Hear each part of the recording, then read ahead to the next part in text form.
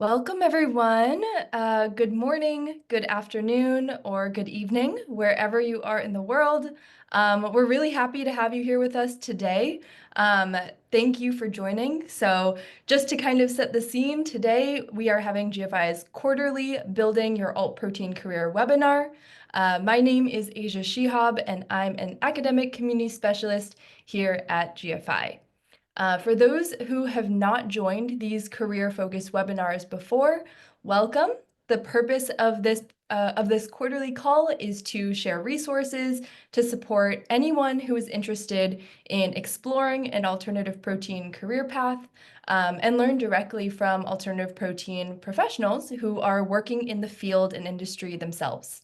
It's the perfect place to gather some career insights from personal experiences, and gain actionable advice based on the specific steps that various folks have taken to navigate the alternative protein space, the job market, and also how they've built a fulfilling and meaningful career. Although I can't see any of you right now, I know there are many of you here, and it would be great to get a quick poll of where everyone's coming from today. So if you would like to, please feel free to type in the chat where you are joining us from in the world. And now, without further ado, I'd like to welcome our special guest today, Arin Naidu, who will be driving today's call and sharing about a brand new resource from the GFI Asia Pacific team. Arin leads GFI APAC's efforts to expand the community and scientific talent pool in Asia's alternative protein sector, combining his passion for science, education, and visual communication. Arin builds effective resources, which you will get to see one of them today. He builds effective resources and pathways for those who want to enter and grow in this emerging industry. Prior to joining GFI, Arin worked in biomaterial startups for over 4 years, developing scaled-up products, patents, and publications with applications in alternative plastics, textiles, and food. Arin holds a master's degree in biomedical engineering from Tufts University. And with that, I will hand the mic over to Arin. Please take it away. Awesome. Thank you very much, Asia, and thank you everybody for joining today. I see you all are coming from all over the globe, so really happy to have this opportunity to talk to all of you. So as Asia mentioned, I'm working as part of GFI APAC on the talent development, workforce development, and I get a lot of chances to work with students all over. So I have a lot of joy just helping guide people enter this industry. And today, I want to touch on specifically resources we built to help guide you to enter into the alt protein industry. And then after that, I want to talk to you guys a little bit about kind of my own little crazy journey about how I worked in startups on alt proteins and then ended up at GFI. And just wanted to get that message, that take-home message that like there's a lot of backgrounds which you can come from, and there's a lot of skills needed to unlock the bottlenecks in our industry today. And I hope that's really the biggest takeaway you get, that like no matter what background you're doing, it's about thinking strategically about how you apply it to the problems in the industry, right? So I will structure the talk today in 3 parts. So first, just guiding a little bit about why the alt protein industry really needs all of you. The second, talking about the resource we have built to kind of help you identify where your skills might apply along the value chains of each of the technology pillars in alt proteins. And then the last, talking a little bit about my own journey. Okay, so finding your place in the alternative protein industry. Our agenda will first talk about the necessity of alt protein technology, give a little bit of a brief intro into each of the 3 pillars, and then why the alternative protein industry needs you. So a little bit giving an overview of how what the industry actually looks like, where are the places you can get jobs, and things like that. And then I'll go into the career pathways tool, which we have developed. Right. So firstly, what are alternative proteins and why is this technology key to building a secure food future? So I'm from the APAC. I cover the APAC landscape. So a lot of the data I'm showing will be from the Asia region, but all the trends that I'm showing applies globally, right? So the graph here on the left is just showing like rising meat and seafood consumption in Asia from 1961 to 2050. There's a huge anticipated increase. There is an increase of 78% actually expected from 2018 to 2050. So the demand for meat is going up. And with the trends in climate change, there's also anticipated increase in price for conventional or industrial animal agriculture as well. And then along with that, industrial animal agriculture also is a big source of greenhouse gas emissions. There's a lot of food waste in the process, a lot of caloric loss in producing conventional meat. And as we saw with things like COVID, there's also a public health aspect to it, which could result in a large amount of annual deaths as well. So what our key takeaway is that industrial animal agriculture alone is not good enough to meet the protein demand, right? So we need other sources of protein to come and help satisfy the consumer needs. And this is where alt proteins come in. At GFI, we see alt proteins as plant-based meat, cultivated meat, and fermentation-derived ingredients, right? So these are different ways of deriving the protein for us to consume rather than going to industrial animal agriculture. And the goal behind alternative proteins is that it's a scalable climate solution, right? So we can approach producing protein in a more sustainable way. I'll just give a little bit of a brief intro to each of the three, but I won't spend too much time on it. But yeah, so plant-based meat it's like animal products, but we're just making everything from plant-based proteins, fats, vitamins, minerals, and water, right? So rather than using animal components, we're just replacing all of it with plant-based ingredients, right?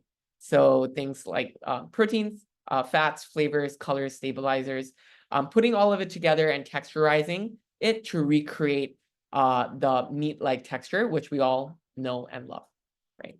Then there is cultivated meat, where rather than taking animals or using conventional animal meat, we're actually growing these the same muscle tissue in a lab or using just animal cells itself, right? So meat cultivation here facilitates the same biological processes that happens inside the animal by providing cells with the warmth and basic nutrients required to build muscle and fat.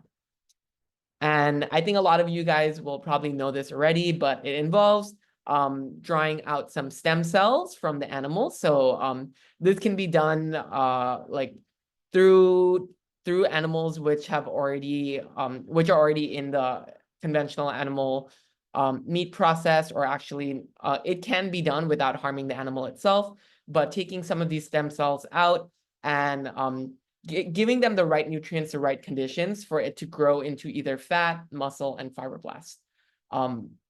And those are essentially the three components which we then put together and texturize to create that meat-like texture. But it's the same cells you find in animal products. We just grow them in a bioreactor instead, right? So similar to how you make beer, actually. And lastly, we have fermentation, where we're using microbes here to make protein. So microorganisms such as filamentous fungi and bacteria can be programmed to express specific proteins or fats, or actually harvest the entire biomass.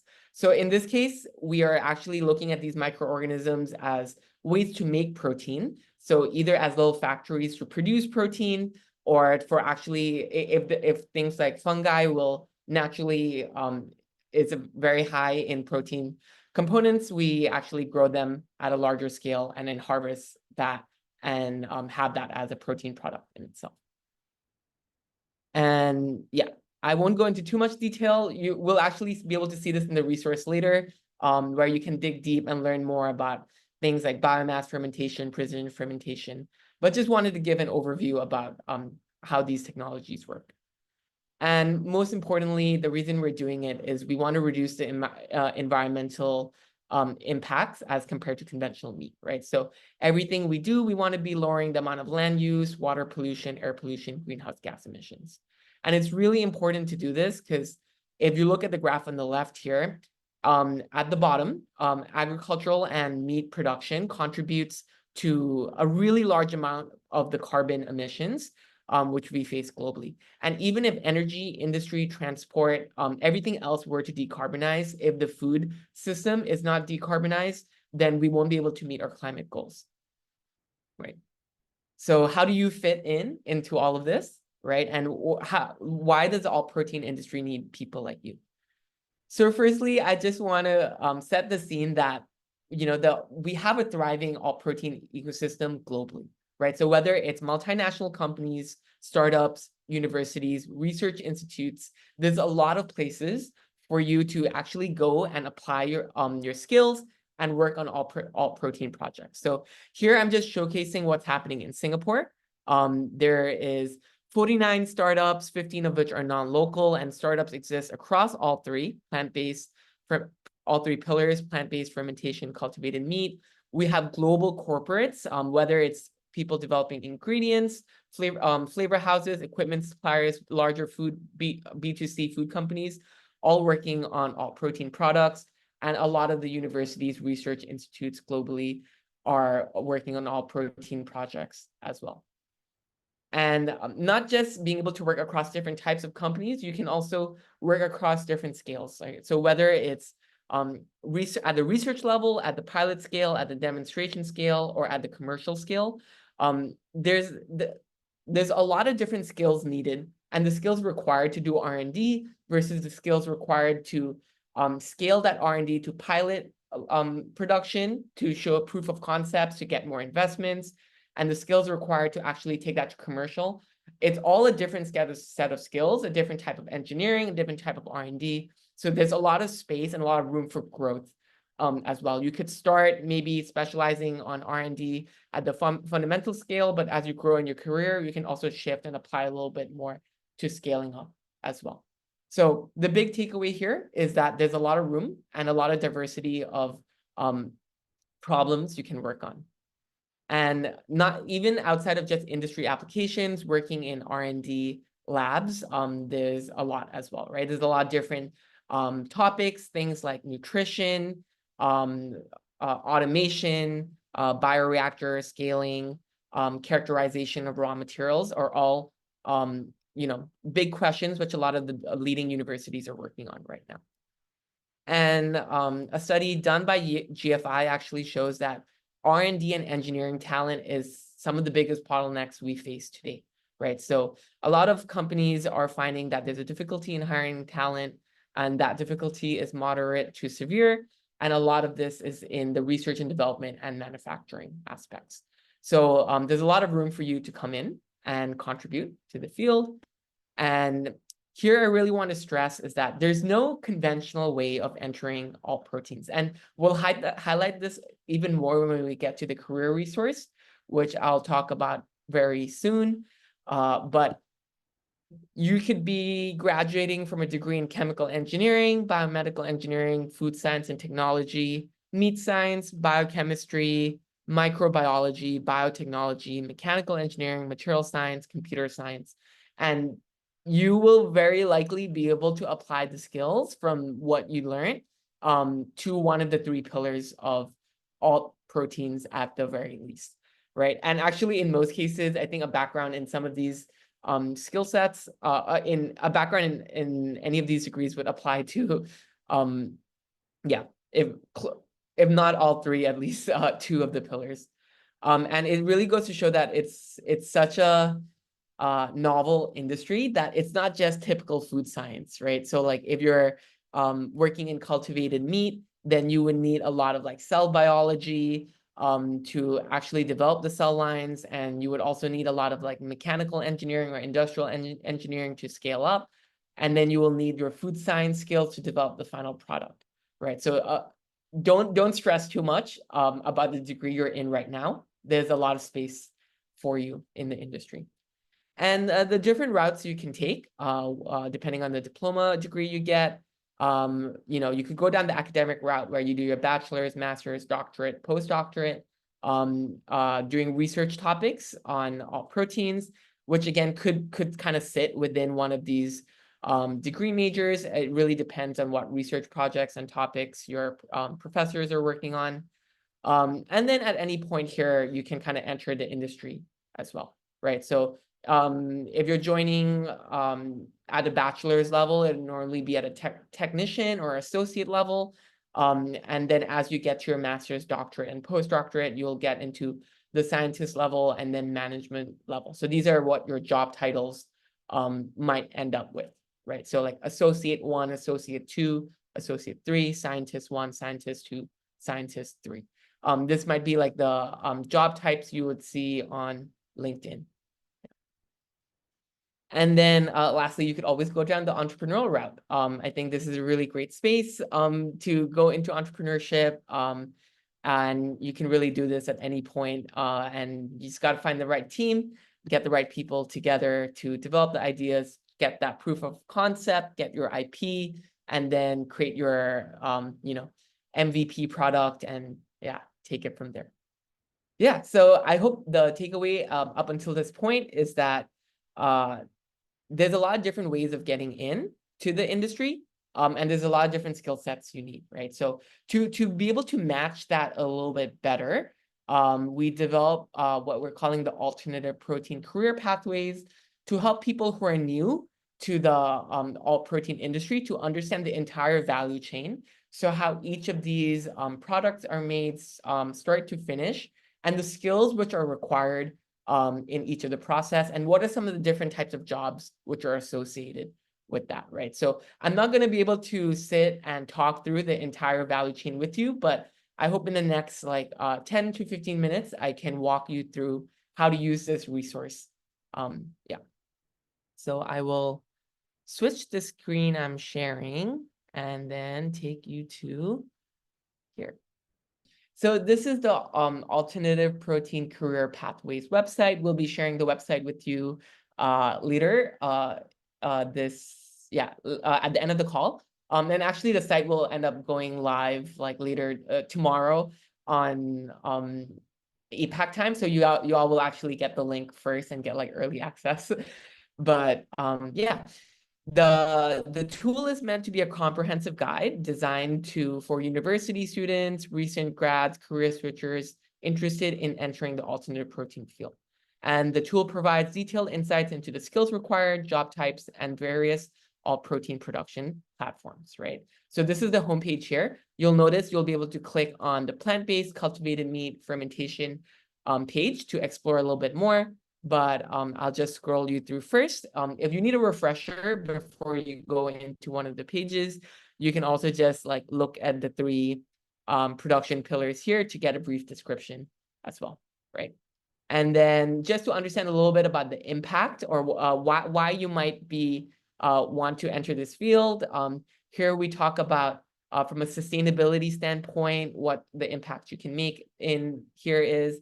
From a food security standpoint, how your work will contribute to this. And then also from a general technology innovation, getting to be part of this groundbreaking field as well, right? And then we get to the bottom of the page here where, again, you'll be able to just select between the 3 production pillars. So yeah, this is our homepage. This is kind of where you'll land on, and then you can begin exploring. So we'll start by taking a look at the plant-based meat page. Yeah. Okay. So yeah, so we enter the page. You'll see just kind of that brief information again, explaining what plant-based meat is, why people in the plant-based meat industry needs people who are specializing on food science, nutrition, culinary arts, agricultural science, food engineering. So here, just giving that brief intro as to whether you would have a good fit into this field. It'll also give just highlights on experts in plant protein extraction, processing, flavor development, food texture engineering. You can kind of see if this matches with some of the skills you have developed in your coursework or some of the skills you are interested in. And then also, things like marketing, regulatory compliance, supply chain management being part of the process as well. Yeah. And now we get to the core part of it, which is this value chain map, right? So what a value chain map is going from the first step here to the final step of final distribution and sales of plant-based meat products. How do we actually form it, right? What are the exact steps along the way? So you'll see in the white here, right, that these are the key stages in this production platform. So we start with crop development and cultivation. So in plant-based meat, remember I referenced that we need plant-based fats, plant-based proteins, flavors, ingredients. All of this needs to be grown first, right? So this first stage will go over like the selecting the right crops, doing the engineering, biofortification needed, and the actual like agricultural aspects of it. Then we go into the second stage, which is further optimizing this ingredient to go into the final formulation, right? So we have two stages. One is primary ingredient fractionation and modification. So this is where we are just extracting the protein out from the raw plant material and separating it and purifying it so that it's ready to go into a food product. But not every single ingredient, like that alone won't be enough for every single ingredient. Certain ingredients will need some further processing to get things like texture and other important aspects. So some of these ingredients here would go to the secondary ingredient step, where there's things like texture development, oil structuring, micronutrient delivery system development here. And then basically at the end of these stages, we have all the raw ingredients ready to form our product. And this is where we go into food application formulation. So all the raw ingredients come in, and we go into this food in the actual like food development cycle here, where you formulate a product, you process it to create like the end use product ready to be consumed, and then you do sensory testing, you get feedback, and then you loop until you get a product which you're really happy with. And then this goes into product packaging and labeling, scaling up, regulatory affairs, and finally production, right? So this fits into the end product formulation and manufacturing stage, the final stage in plant-based meat production. So I'm just giving you an overview of this, but you can also spend time to click in. And if you want to learn more about how crop selection, optimization, and biofortification works, you can click on the circle itself and then do a deep dive and understand what actually goes into this, right? So here, for example, crop selection is based on rigorous criteria such as high protein content, growth efficiency, minimal environmental impact, and compatibility with subsequent processing stages. You can learn more about the steps here. And then you can also understand a little bit about the common equipment used. So if you're doing lab work, if you're taking some courses, this can also help. And if you see that, okay, knowing how to use like genetic sequencers is an important skill set here, then maybe this is something that I want to really pay attention to in one of my my coursework, right? So yeah, you can do that across any of the steps here and learn more and just get a deeper dive into this. And we're hoping that this can also help with, like, say you're going to go for a job interview in like an all protein company. We're hoping that this entire chart, start to finish, will actually help you get that view and be like, hey, you know, I really understand the whole value chain, and like where I see my skill set really contributing to is in like, you know, my protein science skill set can really help in the protein texture development step. And, you know, I'm super aware that this protein texture development step is really important because it goes into the food application formulation and also requires these subsequent steps. I'm hoping that you can really go in feeling confident, understanding how you can contribute to that entire value chain, right? And then to actually understand the different types of jobs out there. Obviously, you know, if you go on LinkedIn, there's going to be a lot of different job titles. Things can change around a little bit. So what we built here is something we call job archetypes, right? So it's kind of a mix of different job titles around, but we try to categorize it to fit different jobs, which covers different steps in the process. Of course, there's going to be like quite a few blends here and there. So if you were to look at the food application formulation step, you know, we could see like a food technologist fit here, or an application scientist fit here, or a nutritionist fit here. And what we want you to be able to do is to be able to understand what these job roles are, and things like that. So you'll be able to reference it by clicking here as well, but I actually want to show it in a little bit more detail down here. So say I clicked on the plant geneticist here, and this section here will describe the job roles and functions of what a plant geneticist might do, what skills are required. If you were to take on this role in like a maybe like a plant ingredients company or something like that. So like, yeah, if it were food technologist, likewise, you are working on formulating and optimizing recipes, ensuring texture, flavor, and nutritional profile.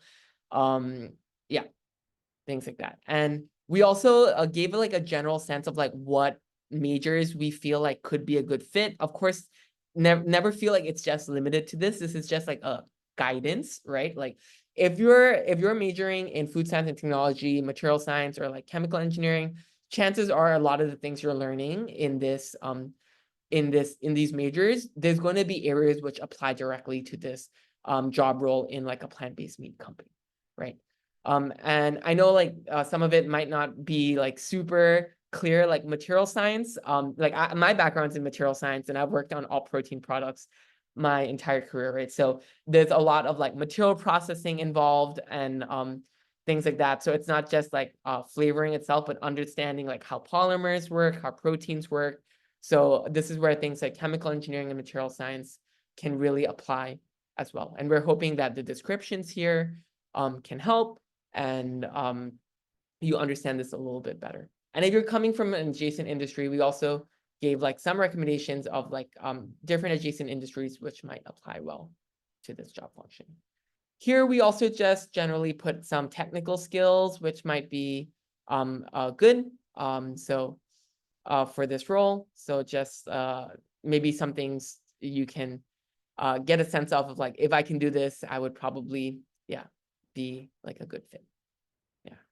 And then lastly, we also have some training platforms. Now, the training platforms we have here are not specific to like specific job roles yet. This is not something we have ready. And these are just featuring, say you're in like Asia Pacific. These are just featuring some of the courses where you could learn about plant-based meat and to actually get like a full sense of what all is out there. You can take a deeper dive by clicking on all protein course database here, which is a GFI resource, which gives a more detailed look into all the courses which are out there. Right. And now if you're also interested in looking at jobs and careers which are available, we have our GFI database here, which you can click on, as well as recommendations to other job boards such as Talus and All Protein Careers, which covers job listings for different all protein companies around the globe. So just another approach rather than just scouting on LinkedIn or like following your companies, you can also get a sense by checking it out here. Yeah. And, you know, all of this is repeated as well for the cultivated meat section. Yeah, you can understand the different steps like cell isolation and culture development, cell line development, scaling up with seed train and proliferation. I know some of these words might not make sense right away if you're not familiar, but you can always click in and learn more. And yeah, differentiation and maturation to form the tissues, and then going into that final product development, right? And likewise, we have the different job archetypes like the tissue engineer, regulatory affairs specialist, bioprocess engineer, cell biologist, QA/QC specialist. Now, I also wanted to mention that we have 5 job archetypes for each of the pillars, but this is just the first 5 we've created. Obviously, there's many more jobs and many more job archetypes for each of these pillars, right? So this is just what we have right now. By no means should you feel like that's all that is actually existing in the industry. There's much more. And we're going to also be working with companies and like working internally to keep adding more job archetypes, which could be beneficial for you to look at and learn from as well, right? But these are just some of the few which we see as like high impact and would be good for you all to understand, right? And likewise, again, like even if you're not applying for like a bioprocess engineer job, say you're interested in like the tissue engineering job, it's probably still good to know a little bit what some of these other people are working on, right? And understand, okay, if you were to enter into a cultivated meat company, what are the types of colleagues you'll be working with? What might they be specializing in? And things like that, right?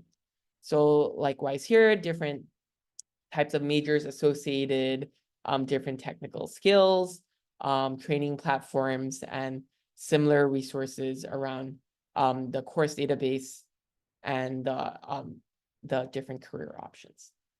And then if you were to go into, yeah, so likewise for fermentation as well, covering strain development, upstream processing, downstream processing, product development. And then if you were to click on this lab zones part, we also created like a fun little like interaction where you can kind of see what the lab space might look like. So for you to get a better sense. So if you were to click on the cultivated meat one, you can actually get a visual of this of the cultivated meat lab and where the job archetypes fit within the space, right? So you have your cell biologist here working on the cell lines along with the tissue engineer, doing some cell line optimization work here. We have the bioprocess engineer where, the cells which have been vetted and optimized and selected to scale up, they go into the bioreactors. Here, the bioprocess engineer is monitoring and scaling up this process. We have the QA/QC specialist making sure that everything is up to standard, and the regulatory affairs specialist hanging out here, also making sure, doing the work around like compliance and getting, food safety approvals and things like that, right? And you can interact a little bit with them as well. But this is just a little bit more, this is a little bit more just like fun for you to learn, and you can like toggle between the different lab spaces here as well. And you can always return back to the key value chain map pages here. I also wanted to share that you can just get a copy of each of, you can download just a PDF of each of the value chain maps by clicking get a copy here as well. Cool. So this covers the map. I know I didn't get a chance to like really talk through each of the pillars, but I think that's really why we created this resource. So you can really sit with it, take your time to look at it and like learn, come back to it, interact with it. The goal was to just make it really fun and like beautiful, something you want to engage with, you can show to your friends. And we hope that it's something you can rely on as also just to get like check in, remind yourself on some of this information. And we're going to keep updating it with more job archetypes, expanding the value chain maps as necessary, and trying to get more resources in here, which would be useful for you. If you have any recommendations, you can click the contact us button. If you have job archetypes you would like to recommend or training programs you want to get added, or just a recommendation of what you would like to see on this website to make it more useful for you, we have built this for all of you. So would love your feedback, right? Cool. So that covers the resource we've built. And I want to take the last couple minutes just to talk a little bit about my journey. Yeah. Into the alt protein space. Yeah, I know it's been a lot of information given to you guys, but I hope this last message can be like the most important takeaway for y'all actually. Because I want to explain to y'all how I got into this industry and how I worked on building my career while not always knowing exactly like what's the best direction to go into and things like that. What I relied on as like my North Star, right? So I want to keep this phrase in mind where protein materialization. I think there was a point in my career that I realized the thing that I can do, the thing that I'm good at is protein materializing. So like taking protein powder and turning it into things, whether it's plastics, whether it's textiles, whether it's food. That's what I enjoyed and that's what I wanted to do. I liked proteins. And I used that as like the line which connected all of the jobs and the work which I did, right? So I'll talk a little bit about myself and then my grad school work and then the jobs I did leading up to it, right? So a little bit about me first. Okay, so I like sketching, first of all. But you can see on this diagram on the left, on the right, I have things which say biomaterials R&D, polymer science, protein materialization, consumer-oriented product development. This is what I learned in school. My degree was in biomedical engineering. My undergrad was completely focused on optics and biophotonics, nothing related with proteins. But I took a material science class and a fabrication class in my senior year, and I really loved it. And then I decided, okay, let me try to pull together during my senior year and like my 1 year master's as many material science classes as I can together. So on the technical side, I developed these skills. And then on the left, you see things like digital design and fabrication, being good in a workshop, developing things around texture and color. These are things I just enjoyed on my own, things which I've always done. I like doing, and I wanted to tie this in with the work that I do, right? So there's an element of scientific rigor to it, as well as creative aspects to it, right? But this all applies to protein materialization, right? Whether I'm being super creative or whether I'm being super scientific, I've just applied it to turning proteins into things, right? And my education was at Tufts, but when I figured that this is what I wanted to do, I tried to build my experience around it. So I worked on getting experience with different proteins like silk, collagen, soy, different plant-based proteins, and I was learning on how to turn that into different things like solutions, gels, solids, foams, composites. And now I'm really ready to use this skill set and apply it to a lot of different types of things, right? Whether it's textiles, plastics, food. So in my graduate lab, I worked on making bioplastics with proteins from silk cocoons, right? So we extracted the fibroin solution, I did some molding and casting, and then I created a bioplastic out of it. And again, bringing that visual and artistic aspect, which I really enjoyed into it, I wanted to create products. So I prototyped different like cubes, different like gem-like things. I added magnetic, thermal, pressure properties. I also crafted different prototypes like glasses, showing that we can make plastic products out of proteins. I also worked on bioreactive inks with silk. So this is, again, taking proteins, but using it in a solution form. And this was interacting with things like sweat to kind of give you a cue as to like how tired you are, what color changes, and things like that. So again, just a different form of turning proteins into something. Then that took me to my first job at Modern Metal, where I was creating leather products from proteins made from fermentation. And here I had to think a lot more about form and function and color and how to actually use it in a leather alternative product. So again, yeah, turning proteins into things while getting to be creative about it, right?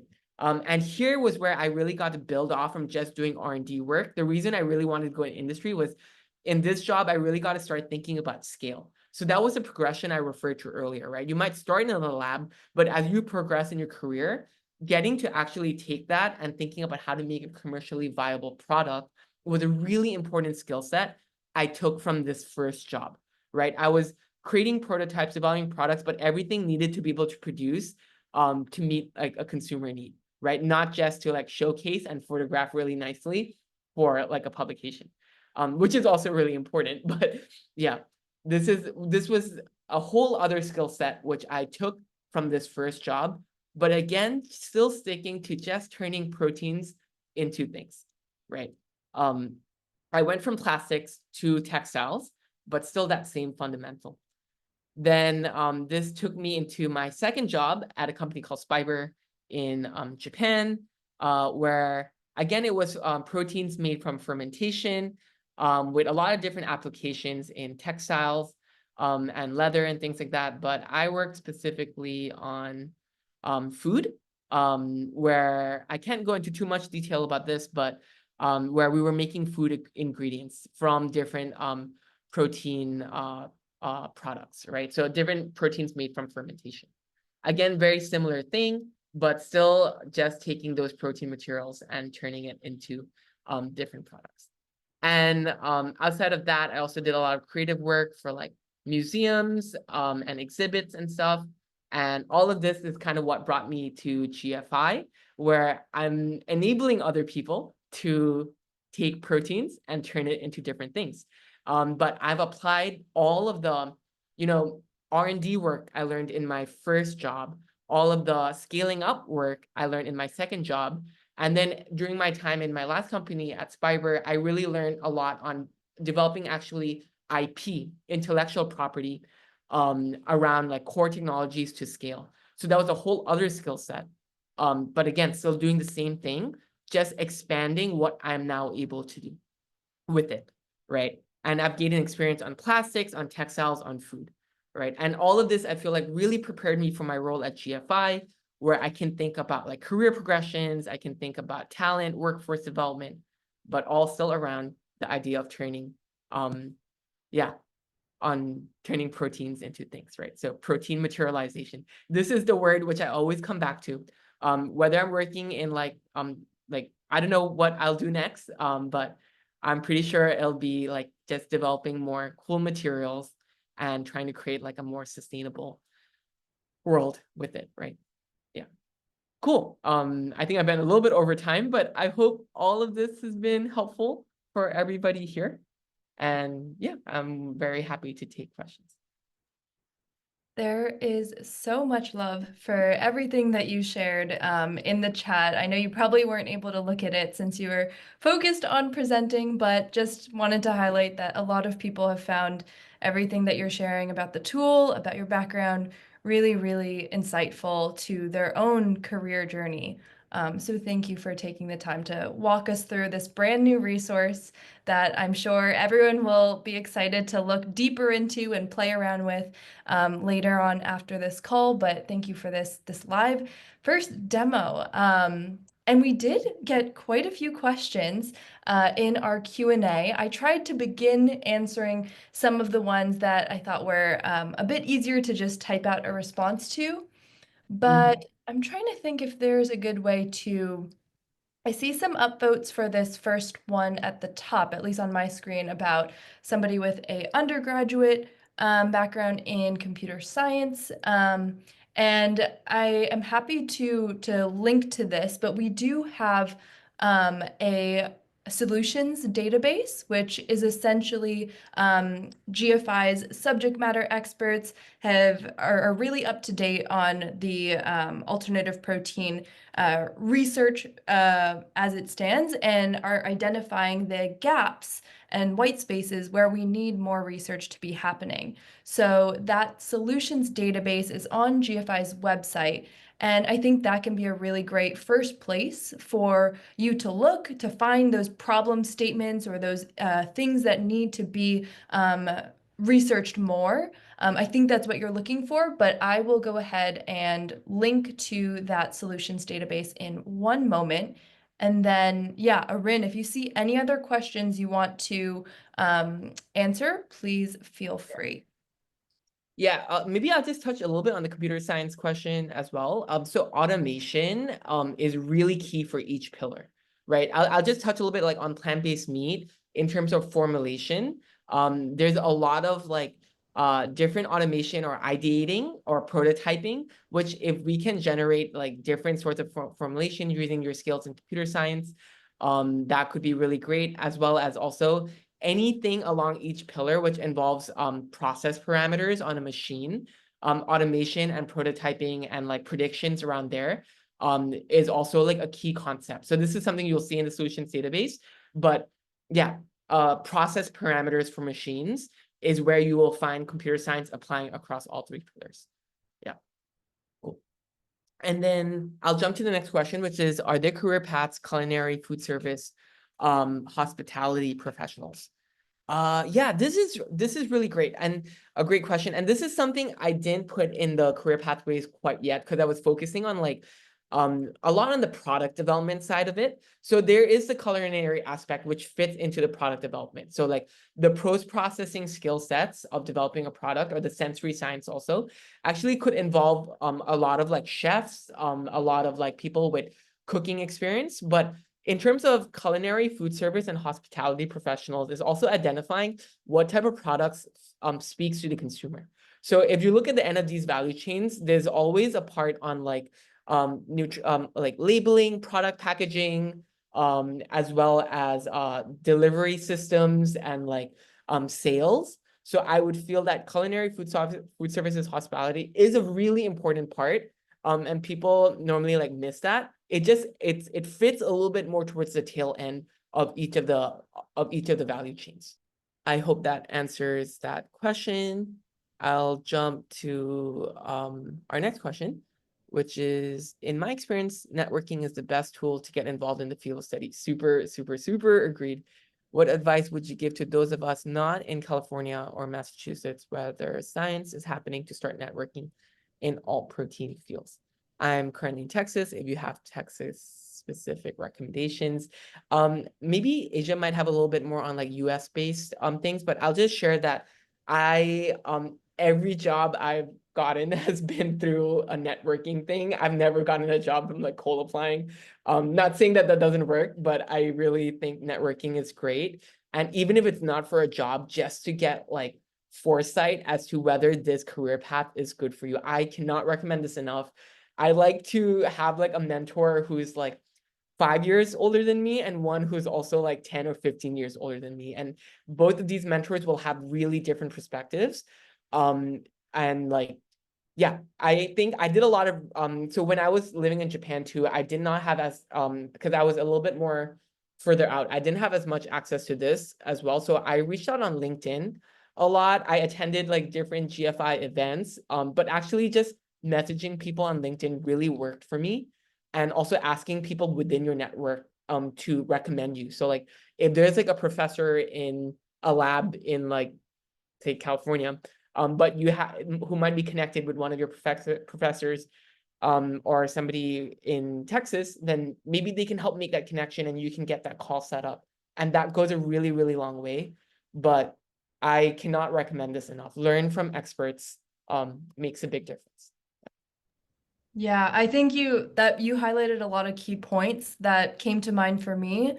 I don't have any Texas specific recommendations, but I will say that getting yourself plugged into a community of like-minded folks can be really helpful. And that doesn't have to be an in-person community. That can be a virtual community. I mean, GFI is a good example. We do a lot of networking events, hosting conferences, networking events, webinars, things like that, that are all virtual. And I think that the GFI Ideas community, which I can add as a link here, is a great first step if you're not already part of a alt protein focused community, but it's a community of entrepreneurs, scientists, folks who are just interested in the alternative protein space. And I highly recommend it as well. So here we are. Okay, there's the link to that community. All right, so our next question is from Antonio. Hi, would you recommend that an engineering student first gain experience in the more traditional food industry before transitioning to the alt protein sector? Or is it possible to enter directly into it with a junior position? I might let you answer this one, Arin. Yeah. Yeah. So I hate to be that guy, but I think both pathways really work, and I'm going to tell you like the benefit of both, right? So when you enter into the like in from like a junior position, which is what I did, and I joined what would be a startup, I feel like you get a lot of really like you learn to be really scrappy and you learn to be really hands-on and really creative problem solving, because oftentimes when you're entering in these junior positions in the startup, you're actually going to have to be performing at like a little bit higher than like just your common like junior position, right? I feel like I learned a lot how to be independent and how to solve problems really fast, and I feel like that set me up really well for my second job, because my second job I went in to actually lead R&D work without having a PhD, because I was able to show so much progress in that junior position. But it also like The startup was a good environment for me, and I was able to take a lot of initiative, and I was supported by a good team and good mentors, and was really enabled to do that, right? So that's one thing which works really well. Now, when I was in the second job and I was trying to hire people to come in, I was actually also really looking for people with traditional food industry experience to come in, because a lot of the times the problems which startups are facing can often be solved by people who have know-how from traditional company, like traditional food industry companies, which are much more well established, and they've already unlocked certain things in scale, right? And now by scale here, there's like a machinery part, but also in terms of like the network of like ingredient suppliers. So this is what you get from entering the food industry. You get a lot of the skills, obviously, but you also get a much more comfortable understanding of how to actually produce at large scale. So that's the skill set you're coming in, and you can unlock a lot. So I guess what I'm trying to inform you is how you can what value proposition you can position yourself with when finally entering the all protein job, depending on these pathways, right? So one is more of like, I can really help you scale up with this experience, versus I really learned like the nitty, like like with a lot of grit by entering like in that startup way. And I'm like super creative in my problem solving. Yeah. I hope that helps. Yeah.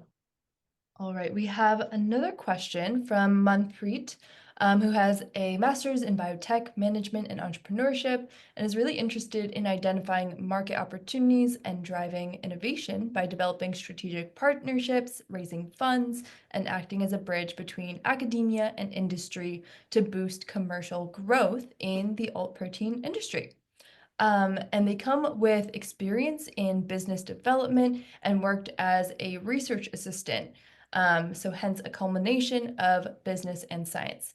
How can they get their foot into the door in the industry? Mm. I Mm. definitely think that you have a very wide-reaching background, which is very, very attractive. I think no matter what industry you're going into, if you have kind of a mix of skills and backgrounds, that is an advantage for you. I definitely think that we kind of spoke to this earlier, but networking Mhm. can be really a good way for you to get your foot in the door, since it sounds like maybe you're trying to get a better understanding of where you might fit into the industry or to the field. And that can be through having coffee chats or going to an event in your area or virtually, like today. So it sounds like maybe it might be a matter of kind of putting yourself out there on LinkedIn, or finding the right community to talk to. Curious what Yeah. you have to say to this, Arin. Yeah, I think I completely agree. Maybe what I would add is that uh you might also want to like given all of these skill sets and depending on who you're approaching, position yourself well too. Like say, I know when I was applying for jobs, I had like different titles on like different types of resumes where it's like innovation specialist or like protein specialist, or depending who on I was speaking to. If somebody was more on the business development side, I would highlight the skill sets which spoke to my innovation strategy. If I was speaking to somebody from like an R&D side, I would change my resume, highlight some things up to position myself as like a protein scientist. So like if how can I get a foot in to the door in the industry? If you're like specifically looking for a certain job, then you also want to like highlight how your skill sets is answering the problems that they're facing. And you mentioned market opportunities. Like I think a really great way is also like just finding out what the problems are, and then you can like also showcase your ability to like solve those things, right? Yeah. I love that. Um, okay, so Diego, another person with a biotech background, is passionate about transitioning into the alternative protein space. However, they're more interested in roles involving people engagement, so things like project management, partnerships, community building, rather than wet lab work. Given your scientific background, what advice do you have for breaking into these types of roles in the field? So far, it has been really hard to try to get one. So I guess I can Mm. speak to this a little bit, and I think Arin as well, because we both come from more STEM backgrounds and are now doing more so community engagement, science communication, a lot of project management, program management roles here. And I do think that the nonprofit space provides a lot of opportunity for that. GFI is a good example of a nonprofit working in this field that's really trying to catalyze it. So that's one avenue, is looking at nonprofits. But I also see project management is such a important skill for businesses, for companies, especially for startups. And if you're able to come with that STEM background and also have the project management skills, I think that makes you quite invaluable to be able to lend both of those skills to a company, especially a startup. So um, I think, I guess, sometimes these roles can be harder to find just because there is a strong focus on R&D. Mm. But that being said, startups are often all hands on deck, where you're doing a lot of different things. You might be doing the R&D and also doing project management, and doing communication with people. So it might be more of a situation of uh, talking to the right people at a company to maybe even build a role. Because I think sometimes that is something that we don't talk about as much, where you could apply, and a lot of companies do have this now, where you kind of, there might not be an exact role that fits what you are looking for, but you can propose based on your skills, based on your interests, what your value proposition is. And maybe from there, you can explore, especially with these smaller startups and companies, there's more room for this flexibility and kind of building your own role, if you will. Yeah, and that was yeah, I think that was perfect. I think that's exactly, I resonate with that. I'll add that, like, a lot of the business development, IP strategists, people and marketing people at the startups I worked with actually came with a background in like wet lab, and it helps a lot. It's actually a strength because you can show your like science communication skills because you have that background. I'll just add that something which really helped me with all of my job applications, especially when I was switching, if I didn't get a chance to really showcase that work, I would create like a portfolio of work, even if I didn't work on like marketing campaign before. I would just say, like, if I were to take on a marketing campaign for you, this is like a 5-slide deck of how I would approach it. So that really helped me. Like, when I entered the company in Japan, I worked on food. I didn't get to work on food prior to that. So I developed a food strategy myself as like a promo deck of, like, I know I haven't done it before, but this is how I would do it. And I think this is how you can really approach slight switches in your career, where you create the opportunity for yourself by being like, yeah, showing that you can do it and showcasing work and being like, yeah, I can deliver. But I portfolios of work, super important, for me, rather than just sending a resume, but having like a deck or like a career presentation or something like that to go along with it. I know we are at the top of the hour, and I want to be cognizant of everyone's time. I know some people are hopping off because it is late in the evening, so thank you for staying on with us. It is definitely late for you, Arin, over in Singapore, so thank you for staying up and joining us. And I think what we'll do is we'll pause it here. Arin, I think did you share your email already on the slide deck? If not, folks are always welcome to reach out to myself or to Arin. There's Arin's email. I'll drop mine as well, afterwards at any time. And I just want to thank you all for being here, and for joining us today for the Building Your Alt Protein Career, I was going to say podcast, webinar. Thank you so much. And we will be back at it again next year with another career call. Thanks so much, everyone. And Thanks thank for you, attending, everybody. Thank you so much, Asia. Thank you so much for joining. And yeah, check the website out. I hope you guys all find it useful. Yes, exactly. Go explore. All right. Take care, everyone.